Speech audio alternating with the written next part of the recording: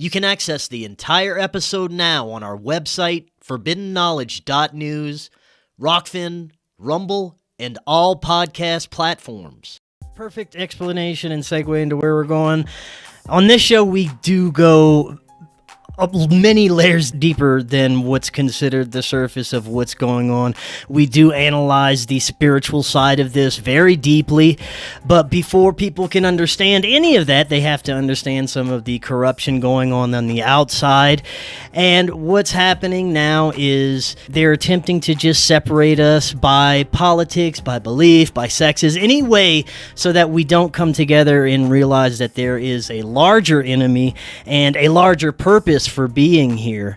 Now, 2020 seemed to be like some kind of marker, some kind of reason that everything maybe got sped up, or this was all in the plans, but it seems that 2020 was a marker for the beginning of some kind of new operation, and we're seeing the different types of operations that have stemmed from the COVID.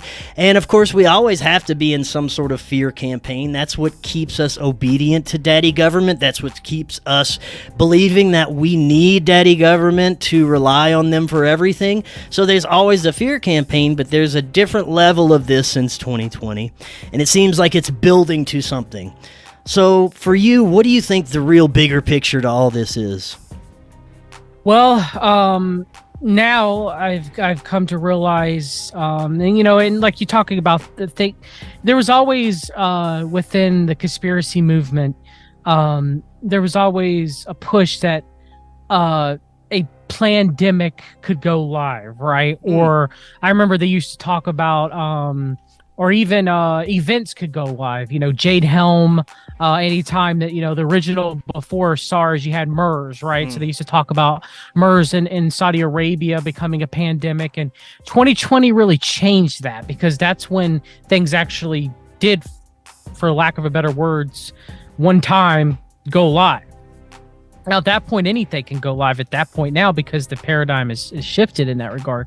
I know Jesus talks about in Matthew, one thing you mentioned, unless the days have got shortened, no human being would survive. So time is speeding up towards the end of days. That was pretty clear within the Bible. And I believe that's pretty clear what's going on right now. I used to be very much in line with the common truther conspiracy mentality that was pushed a lot in the Matrix movies, that the world is a simulation, and in doing so, you kind of like there's a simulated battle between people and the world elite and powers and principalities that are unseen, right? And in that battle, you have on a chessboard, which is kind of Masonic duality in and of itself, the black and white representation of a chessboard. You have the white side and the dark side going at each other. I used to really believe, heavily believe in that Masonic duality. And we even see it occurring today through the controlled Great Reset and to the false Great Awakening. That was something that I remember listening to people like David Icke talk about, or Alex. They've been talking about it. Jay Widener, for like forever in the conspiracy movement. Like, this is something that's been talking about for decades, and they finally set it up for what appears to look like is coming to fruition.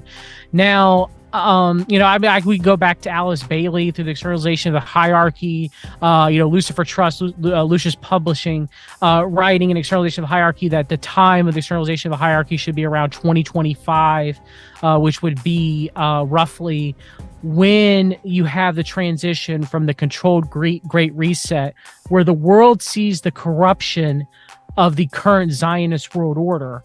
I'm not saying it's not corrupt.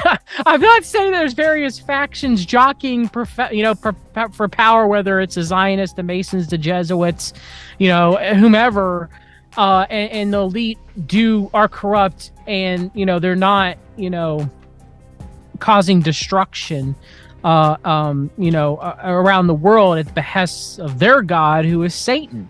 That's definitely true. And we're supposed to call that out and Christians are supposed to shine a light into the darkness, call out the powers of the principalities that are waging war.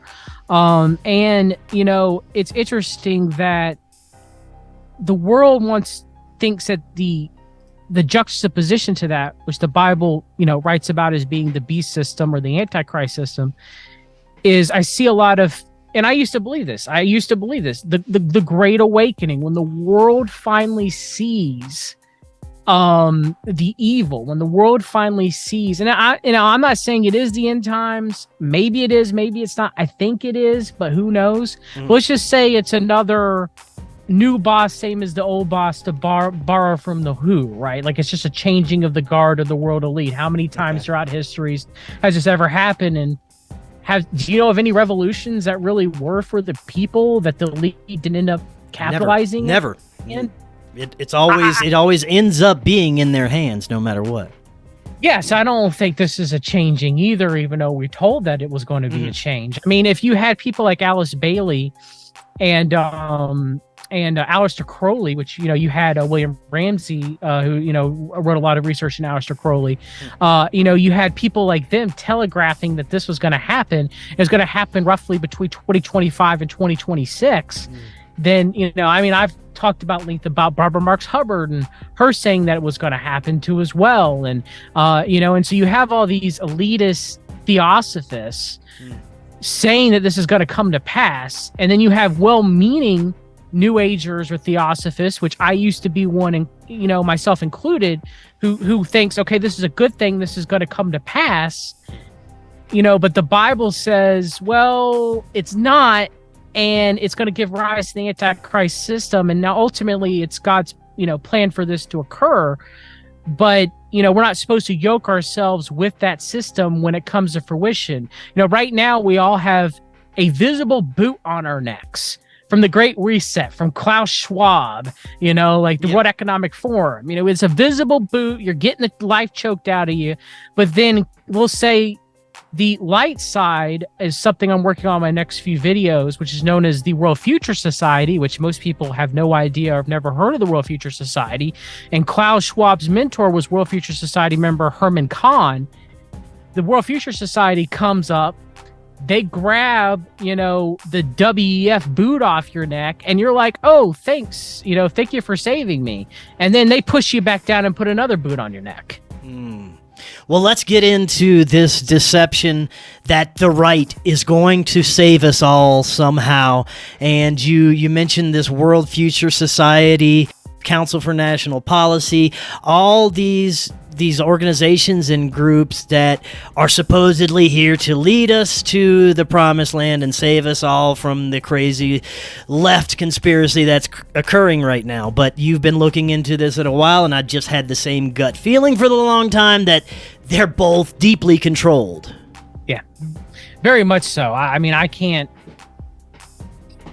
There's no way they couldn't be, right? They've always set it up. Even if this isn't the end times and it's just a changing of the guard, they've always set up the open criminality of the bad guy to replace with, someone else who's also evil, but they've hidden the criminality on the other side, right? Yeah. So you see kind of like this change. It's like the World Future Society controls all modern day science fiction. The members, example, were members of the World Future Society include Ray Bradbury or Gene Roddenberry of Star Trek fame, or Stanley Kubrick, or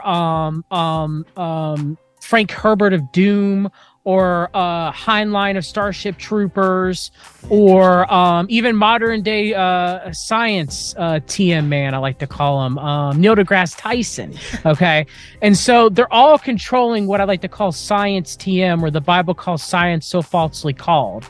Okay, where they're appealing to the God of science. Okay, they're appealing to a person's logic, but they're doing it falsely, and they're not even trying to find the truth anymore. That's what's shown through journalization of the hierarchy of the pandemic. I think you would probably agree with me on that too, right? Yeah. The science now has definitely been called into question. 100%. Yeah.